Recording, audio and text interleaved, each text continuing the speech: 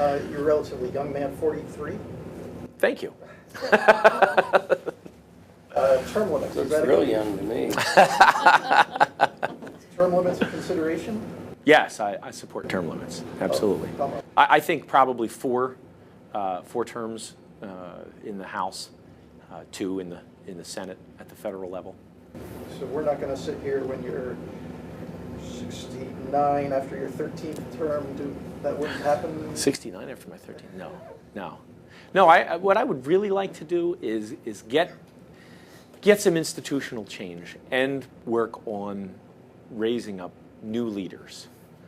One of the things that I find most enjoyable is educating people.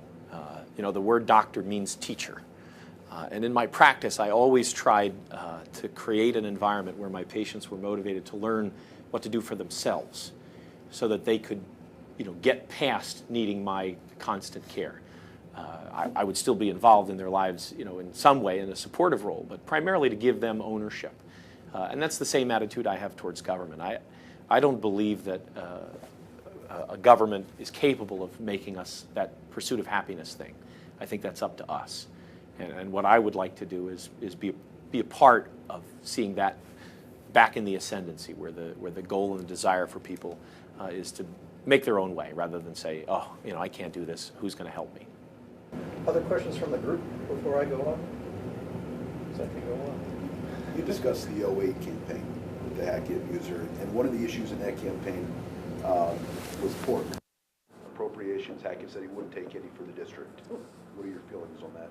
Well, because Rich had asked the question about distinctions, I think all the candidates are now on board with that. So that just kind of shows where that argument has gone. I'm totally opposed to earmarks. Not because the money being spent is always wasted, but because the process is corrupting. It leads to vote trading. I believe that one of the things that our politicians have us all worked up about is that they create a system that involves all kinds of vote trading, and then they pretend that we must support their vote trading because it's the system. Well, they set the system up that way. So let's have a merit-based system where if something is good, and this congressman wants to vote on this check for this company in his district, then put it on the table and let everybody vote on it. And let it be open and transparent. That way the people can see. I'll give you an example of this when we talk about vote padding. Congressman Carney votes from time to time against the Journal. Now, this is a technique that I understand is a bipartisan technique, but it's used to separate a Democrat from his leadership or a Republican from his leadership who's in a district that's of the opposite political persuasion. And essentially what it is it would be like if we had minutes for this meeting, and tomorrow morning we would all have to sign off and say, I read the minutes. And he signs off and says, no, I disagree with those minutes. Well, there's no substantive action taken as a result of that. It simply counts as a vote of him against leadership. And he's done that a number of times, and it's one of the techniques that they use to hide. I'm not for that kind of game playing. I think it's very important that you say what you mean and you mean what you say, and then you take accountability for it. And I think term limits would be far less important if there was less game playing. But ultimately, that's up to we the people. We're the ones who make the decisions. We're the ones who have a habit of re-electing 96, 97% of the time. And until we change as citizens, we're going to continue to get the government we've got. What's the registration in the district? It's +8R. So it's an 8-point Republican advantage. Palin and McCain won this district in 2008.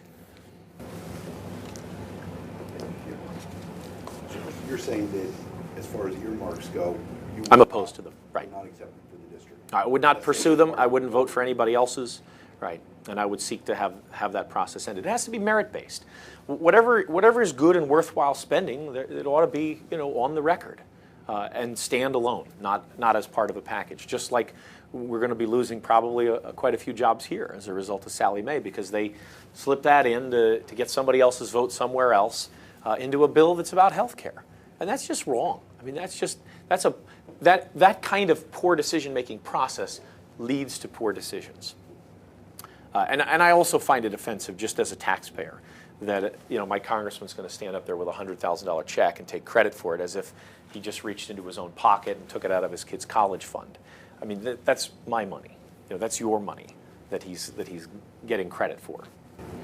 Having been in the local business community for 20 years, are you surprised at the corruption allegations we've seen over the last year and a half? Having not been involved in the law side, I was shocked. I'd heard rumors, but rumors are worthless until they're backed up and substantiated. But I think it was. Had anyone ever approached you to do anything unethical? No. If so, how did you handle it? No. Never. No. You mentioned when you made the announcement about your candidacy that you wanted to bring some healing to our nation. In your video, you talked about you want to make our politics about agreements rather than our disagreements. Is there room for that in the campaign, or will that come later? And can you give us an example of making politics about our agreements? Well, that's why I focus on issues rather than specific proposals rather than just generalities. The easy thing is to say, oh well, that's a socialist healthcare plan, but what I try to do is lay out ideas that I think would be better and why. Here's why this idea would be better. So the goals, for instance, of healthcare are, according to my congressman, accessibility and affordability. That is an area of agreement. We both agree that those are the two main problems with healthcare. We have very different ways of solving those problems, but those are valuable goals. And to the extent that he can demonstrate that his approach will do that, then I think he deserves support. To the extent that my approach will do that, then I think I deserve support. And the repeal of that, is that your priority if elected, or what is your priority? Well, the practical reality is that there will be the president who signed and championed that law will still be the president. And so repeal in the first 2 years is not going to be successful. I mean, just a political reality. So the main priority will be fiscal restraint, getting a budget that actually makes sense, that strengthens both the private economy and also our national standing, in terms of the bond rating and the opinion of us in terms of our fiscal house around the world.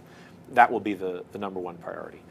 And then very close on the heels of that is finding ways to tweak the system that's going to be being implemented, or change the system, because there's the thing about politics is it's always in flux, and what seems to be inevitable right now, next year someone may come up with a clever, creative way to change that. One of the ideas that I've heard is to allow for a provision to, and I'm not sure how this exactly would be executed, but to allow for people to purchase across state lines with the existing legislation, pass something that would allow people to purchase across state lines, and let the mandates be set by the states.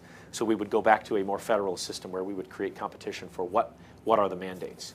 And as a chiropractor who's very interested in chiropractic services being included, in any plan, that's a mandate, that chiropractic must be covered. And when I was president of the association, I had discussions with my colleagues about this who wanted, we got to push for mandates. And I said, it never works. All that does is drive up the costs. What we need to do is compete by doing it better, faster, cheaper.